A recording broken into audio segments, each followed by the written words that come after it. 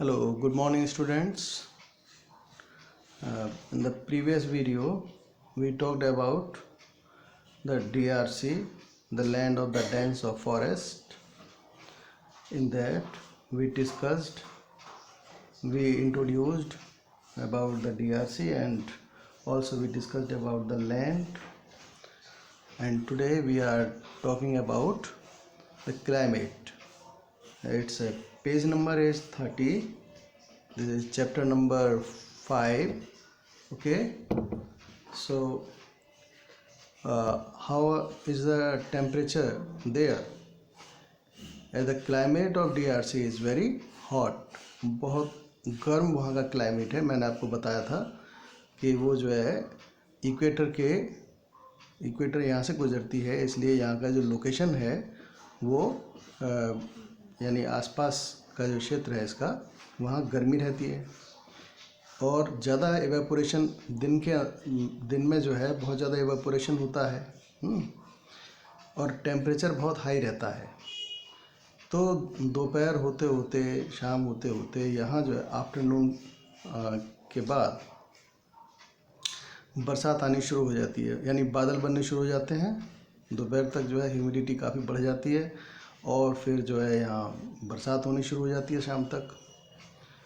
तो इस तरह से जो है यहाँ जो दिन है वो यानी अगर हम देखें तो इस क्षेत्र में काफ़ी वेट यानी इतना नमी रहती है यहाँ कि दुनिया के जो नमी वाले क्षेत्र हैं वेटेस्ट यानी सबसे ज़्यादा जहाँ बरसात वगैरह होती है उन क्षेत्रों में ये जो है इसका नंबर आता है. In some parts of the DRC specially in the south. अगर हम देखें इसके साउथ में क्या, तो साउथ में ख़ास तौर से यहाँ जो है वो बरसात इतनी नहीं होती और यहाँ जो है गर्मियाँ तो गर्म और वेट होती हैं लेकिन सर्दियों में कूल एंड ड्राई होता है. आ गया समझ में आपको? तो पूरे कंट्री के अंदर ये इस तरह का माहौल यानी क्लाइमेट मिलता है. दूसरा है वेजिटेशन. यहाँ की जो वेजिटेशन है, वेजिटेशन कहते हैं यहाँ की जो ट्रीज़ हैं, है ना, प्लांट्स हैं, किस तरह के हैं यानी वनस्पतियाँ. सो यहाँ जो है क्योंकि गर्म और ह्यूमिड क्लाइमेट है ना, गर्म है और ह्यूमिड यानी नमी वाला एक क्लाइमेट है, इसलिए यहाँ के जो जंगल हैं वो बहुत ज़्यादा घने हैं. और ये जो जंगल हैं इनको हम कहते हैं ट्रॉपिकल रेन फॉरेस्ट्स. तो रेन फॉरेस्ट जो हैं ये बहुत बड़े क्षेत्र को कवर करते हैं.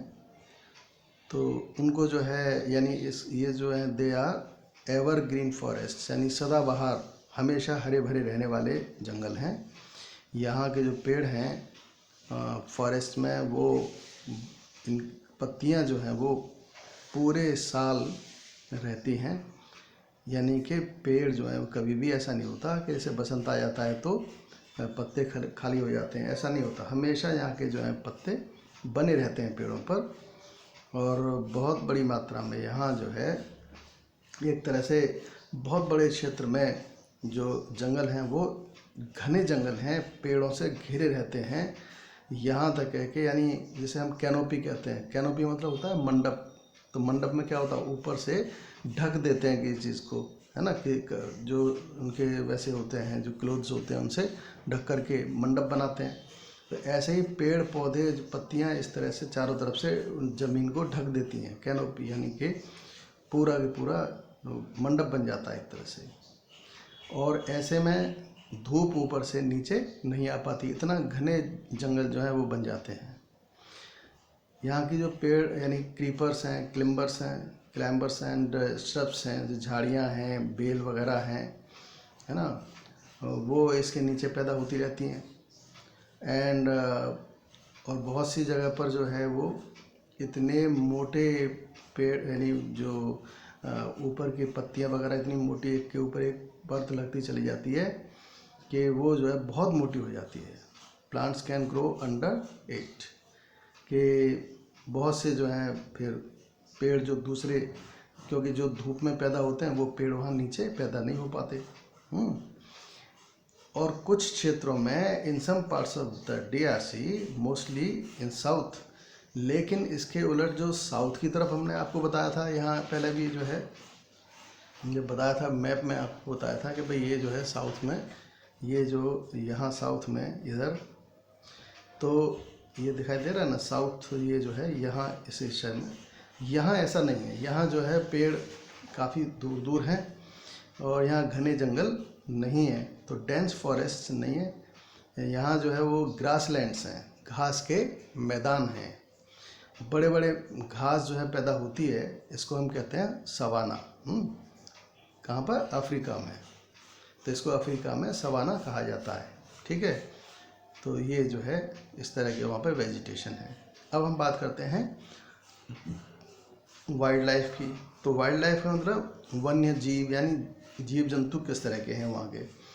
तो इस मामले में भी डीआरसी जो है बहुत यानी कि धनी है। बहुत तरह के वहाँ पर जो जंगली जीव जंतु पाए जाते हैं, जिसमें एलिफेंट्स, बफेलोज, गोरिल्ला, चिंपैंजीज, है ना, बबून्स, हिप्पोपोटामस और राइनोसोरस, ये सभी लाइन्स। इसके अलावा जो मैमल्स फॉरेस्ट है वो हैं, है ना। तो ये तो जो है मैमल्स हैं, और इसके अलावा भी जो लाइन्स हैं, लेपर्ड्स हैं, जिराफ्स हैं, जेब्रा हैं और वोल्व्स, क्रोकोडाइल्स, ये भी बहुत बड़ी मात्रा में पाए जाते हैं। यहाँ की नदी वगैरह में जो है क्रोकोडाइल्स बहुत मिलते हैं, ठीक है, plenty of the in the reverse. तो ये, और इसके अलावा बर्ड्स वगैरह बहुत तरह की हैं वहाँ पर। अच्छा, इंसेक्ट्स भी हैं, जो कीड़े मकोड़े होते हैं। अब इसमें जो है एक जो कीड़े हैं, कीड़े मकोड़े में ही वो सेट से फ्लाई है। सेट से फ्लाई का मतलब है कि वो जो है उसके काटने से क्या होता है, वो एक तरह से लोगों को सोने की बीमारी लग जाती है, सिकनेस, है ना। कौन सी? Sleeping sickness. यानी वो अगर मक्खी काट लेती है तो वो जो है उसको नींद आने लगती है आदमी को बहुत लंबे समय तक, ठीक है। और इसके अलावा फिर हम बात करते हैं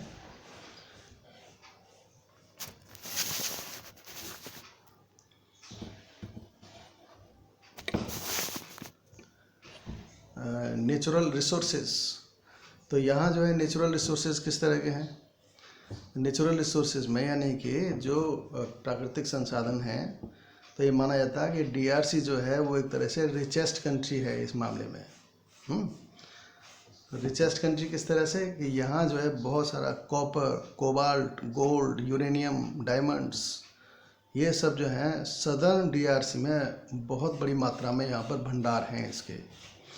और इसके अलावा यानी कोबाल्ट का तो यहाँ बहुत बड़ा, सबसे बड़ा जो है एक तरह से कह सकते हैं दुनिया का सबसे बड़ा भंडार यहीं पर मिलता है, कोबाल्ट, है ना। ये सब जो है मिनरल्स हैं। तो minerals are mostly exported from this country. ज़्यादातर जो है वो मिनरल्स दूसरे देशों को यहाँ से एक्सपोर्ट किए जाते हैं। करीबन half of the land is the DRC is covered with forests. आधी ज़मीन तो जो है डीआरसी की वो जंगलों से घिरी हुई है। और DRC has one of the best forest resources, इसलिए यहाँ जंगल से मिलने वाले रिसोर्सेज भी बहुत बड़ी मात्रा में पाए जाते हैं। यानी कि उनका भी बहुत बड़ी मात्रा में एक तरह से उनको निकाला जाता है, लिया जाता है। Water is another important natural resources. यहाँ पानी भी बहुत बड़ी मात्रा में नेचुरल रिसोर्सेज के रूप में मिलता है। इसलिए जो है यानी रिवर पर बहुत सारे डैम बना करके यहाँ से इलेक्ट्रिसिटी को भी बनाया जाता है, यानी बिजली बनाई जाती है। अब बात करते हैं यहाँ की जो है एग्रीकल्चर के बारे में। तो एग्रीकल्चर किस तरह की यहाँ के लोगों की, बहुत सारे हिस्सों में, यानी in many parts of DRC forests have been cleared for agricultural purposes. खेतीबाड़ी के लिए यहाँ जो है ज़मीन को साफ़ करके खेती की जाती है। बहुत सारे जंगल काटे गए हैं उसकी वजह से। द मेजर फूड क्रॉप्स, ये जो मुख्य यहाँ की जो फूड क्रॉप्स हैं वो कासावा, मेज, rice, coffee, Coca, rubber and cotton. तो कसावा, कसावा क्या होता है? कसावा एक तरह से, आपने शकरकंद देखी है ना, वैसे ही उस शकरकंद को ही कहते हैं कसावा। ठीक है। मेज़, मक्का जानते ही हैं आप, राइस, कॉफ़ी, कोका और रबर, ये सब जो हैं, और कॉटन, ये यहाँ पर जो है पैदा की जाती है। And most of these are exported, ज़्यादातर जो है वो एक्सपोर्ट किया जाता है, यानी कि उसको बाहर भेजा जाता है। ठीक है। इन नेक्स्ट वीडियो हम बात करेंगे लाइफ ऑफ द पीपल। तब तक के लिए थैंक यू।